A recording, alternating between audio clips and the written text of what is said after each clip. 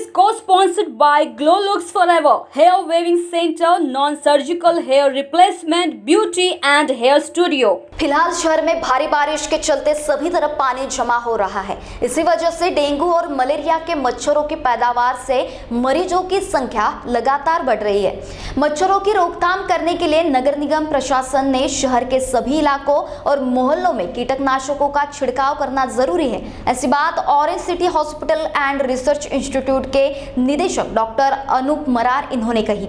आगे बात करते हुए उन्होंने कहा कि मरीजों की बढ़ती संख्या को नगर निगम अनदेखा कर रहा है। इसी के चलते घर से लेकर मुख्य चौराहों के गड्ढों और नालियों के मच्छरों समेत कीटनाशक पनप रहे हैं।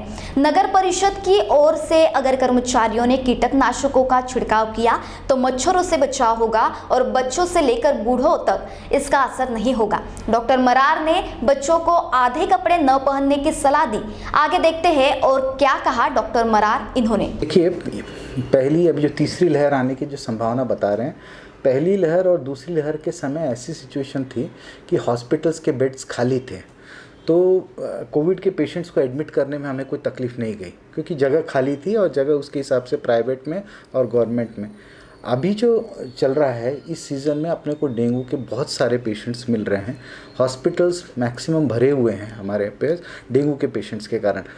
अगर तीसरी लहर अभी आती है, ये जो आशंका जताई जा रही है, और तीसरी लहर आती है, तब ये पेशेंट्स को एडमिट करने के लिए अपने को बहुत तकलीफ जाने वाली है क्योंकि ऑलरेडी पेशेंट जो प्राइवेट के हॉस्पिटल्स के बेड्स हैं, इंक्लूडिंग गवर्नमेंट के भी जो बेड्स हैं, सारे पेशेंट्स डेंगू से पेशेंट से ये हैं। इसके लिए डेंगू को पहले डेंगू के पेशेंट्स के जो कंट्रोल करने के लिए, ये दोबारा इन्फेक्शन और फैले नहीं, एपिडेमिक कंट्रोल करने के लिए इसके डेंगू के को पर से कोई दवाई नहीं है। डेंगू के लिए उसके लिए वो सिर्फ सिम्टोमेटिक ट्रीटमेंट देते हैं हम लोग। चाहे उसका प्लेटलेट कम होता है, उसका ट्रीटमेंट शॉक में जाता है तो शॉक का ट्रीटमेंट उसके लिए देते हैं। डेंगू को प्रिवेंट करने के लिए सिर्फ और सिर्फ वो एडिस मच्छर को ये करना, और उसके जो ब्रीडिंग सेंटर्स हैं उसके चाहे वो फवारनी करके पानी के इसमें करें, स्टैग्नेशन जहाँ जहाँ पानी जमा है वहीं पे ये ब्रीड होते हैं। तो नागपुर के जो जनरल एरियाज़ हैं, जहाँ जहाँ खुले पड़े एरियाज़ है जिसकी कोई जवाबदारी नहीं है, अभी जैसे कहीं किसी के फ्लैट में रहा ये हो तो वहाँ उसको जवाबदार मान सकते हैं, पर जो नागपुर में बड़े बड़े खुले जगह हैं, मैदान पड़े हुए हैं जहाँ पानी का साँचा पड़ा हुआ है, उस पर अपने को जनरल एरियाज़ में फवारनी करना बहुत ज़रूरी है। और क्योंकि और एरिया वाइज यानी अपने पास में हम सारा जो डिटेल्स है डेंगू का ये पूरा एनएमसी को देते ही हैं, तो अब कॉरपोरेशन के पास में ये ज़रूर मालूम होगा कि कौन से एरिया से ज़्यादा डेंगू के पेशेंट आए। अब वो एरिया के कुछ पेशेंट्स मेरे पास आ सकते होंगे, कुछ पेशेंट दूसरे हॉस्पिटल में एडमिट होते होंगे, पर कौन से रेसिडेंट कहाँ का है और उस एरिया में से ज़्यादा निकल रहे होंगे तो उस एरिया में कॉन्सेंट्रेट करें तो डेंगू का जो प्रकोप है वो कम होगा। और तीसरी लहर आने के लिए कोविड के समय में अपने को भर्ती करने के लिए जगह खाली मिलेगी।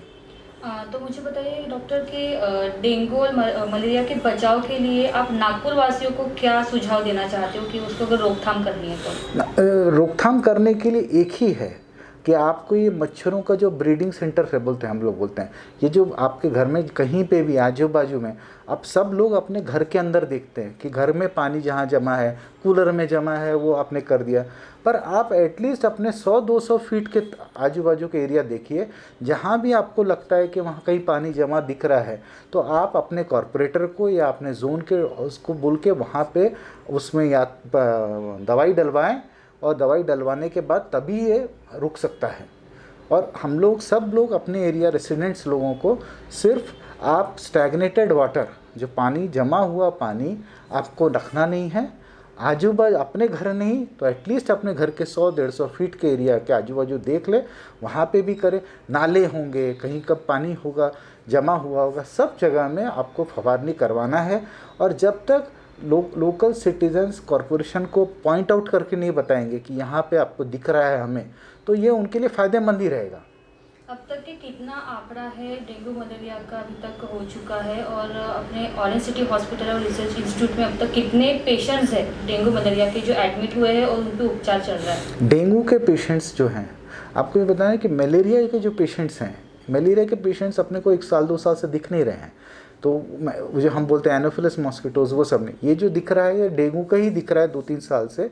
डेंगू आपको बहुत उसमें तो उसकी मच्छर की वैरायटी अलग है, एडिस मच्छर के बोलते हैं। तो ये मच्छर का जो है ये हमारे को इस बार के सीज़न में डेंगू में जैसे कोविड का ख़त्म हुआ तो हॉस्पिटल्स खाली थे, सडनली आपको हमारे को हॉस्पिटल में 50-60% ऑक्यूपेंसी सिर्फ डेंगू से, और वो भी अडल्ट भी नहीं, बच्चे, बहुत ज़्यादा पीडियाट्रिक बच्चों का निकला और साथ में बड़ों का भी। तो हर हॉस्पिटल में कम से कम 50 से 60% डेंगू के पेशेंट से भरे हुए थे।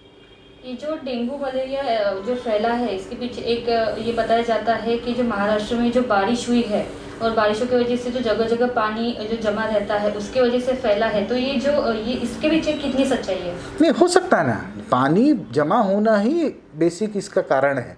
जब पानी अगर जमा हो रहा हो बारिश के कारण हो या किसी भी कारण से हो, इसलिए मैं आपको जो बता रहा था कि जनरल जगह में, जनरल पूल जहाँ जम बन हुए गए, गड्ढे भरे हुए हैं, जहाँ पे जनरल ग्राउंड्स में हैं, यहाँ जहाँ पानी, जहाँ पे लोगों का ध्यान नहीं जा रहा, हमारे को हम अपने घर के आजू बाजू देखते हैं। क्लाइमेट भी चेंज हुआ, बारिश गिरने से क्लाइमेट चेंज हुआ, तो मच्छरों के लिए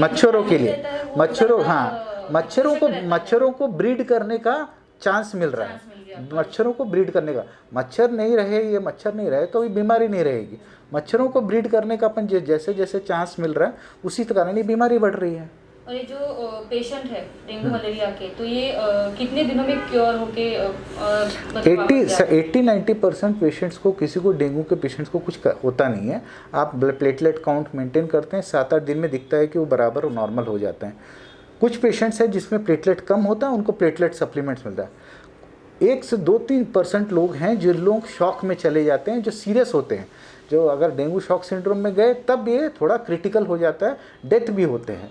तो ये परसेंटेज वाइज देखा जाए तो लोग अगर फॉलोअप करें डेंगू होने के बाद में भी बराबर, अगर उन्होंने फॉलोअप किया और अपने प्लेटलेट काउंट और डॉक्टर से कंसल्ट करते रहे, तो ये ट्रीटमेंट हम जैसे बता रहे हैं, डेंगू के ट्रीटमेंट, डेंगू के कॉम्प्लिकेशंस का ट्रीटमेंट है। डेंगू पर से की बीमारी का कोई इलाज नहीं है। तो इसमें सावधानियां भी बरतनी पड़ती होंगी इसमें? सावधानियां बरतने के लिए हम एक है कि हम जो बोलते हैं पानी जमा न हो, फुल स्लीव्स के कपड़े पहने, लोग शॉर्ट्स पहनने के बजाय फुल पैंट पहन के जाएं, नीचे के जो हम बोलते हैं पैर का एरिया खुला मत रखें, जूते पहने, फुल स्लीव पैंट पहने। मच्छरों को जितना काटने के लिए आपने अगर लोअर एरिया में स्कोप नहीं दिया उतना अच्छा।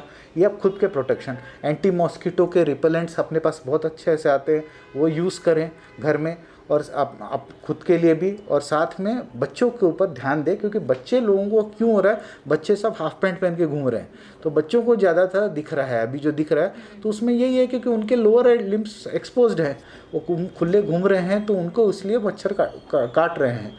अपने एक आदमी को जब होता है कि आपको आजू बाजू के एरिया में, तो अपने बाजू के जो लोगों ने को ना हो या उनमें हो रहा है, कुछ लोगों को कैसा सादा बुखार जैसा लगता है, तो उनको लगता है कि इसको ध्यान देने की ज़रूरत नहीं है। पर अगर आपको इस सीज़न में बुखार दिख रहा है तो आपने डॉक्टर से जाके उनका ब्लड काउंट कराना बहुत ज़रूरी है। ये लोगों को मैं ज़रूर एक ये एडवाइस दूंगा। आखिर में आप नागपुर वासियों को एक एडवाइस दे दीजिए। नहीं, एडवाइस मैं आप सबको यही बताना चाहूँगा कि आप अपने आप का पर्सनल प्रोटेक्शन, यानी अगर हम कोविड के दौरान हम बोलते हैं कि कोविड की तीसरी लहर को आपको बचाना है, तो आपको लॉकडाउन भी नहीं ज़रूरत है, सब नॉर्मल चल सकता है। अगर आपने बराबर मास्क पहना, आपने सैनिटाइज़र यूज़ किया, तो ना ये सिर्फ कोविड के लिए नहीं, आपको काफ़ी रेस्पिरेटरी इन्फेक्शन से, आपने घर का गर्म खाना खा रहे हैं, आपके गैस्ट्रोएंटेरिटिस, इस सीज़न में आप देखिए यूजुअली लोगों को जॉन्डिस आता है, लोगों को लूज मोशंस के आते हैं, वो सब नहीं है, क्योंकि घर अपन अभी कोविड के डर के कारण काफ़ी अच्छे से लोग संभल के चल रहे हैं। तो अगर ये चलता रहे तो कोविड के साथ साथ काफ़ी बीमारियों को कंट्रोल होगा। मच्छरों से प्रिवेंट करने के लिए आपके घर में कहीं और आजू बाजू में पानी का जमा होना ना करें, और खुद फुल स्लीव्स के कपड़े पहन के घूमें। ये मजदूर का हाथ है कातिया, लोहा पिघलाकर उसका आकार बदल ये देता है। मजदूर का हाथ है कातिया, लोहा पिघला के उसका आकार बदल देता है। मजदूर का हो या डॉक्टर का, हाथ तो धोना पड़ेगा ना। मम्मा, साबुन से नहीं। है नेचर ग्रीन का हैंड वॉश, ये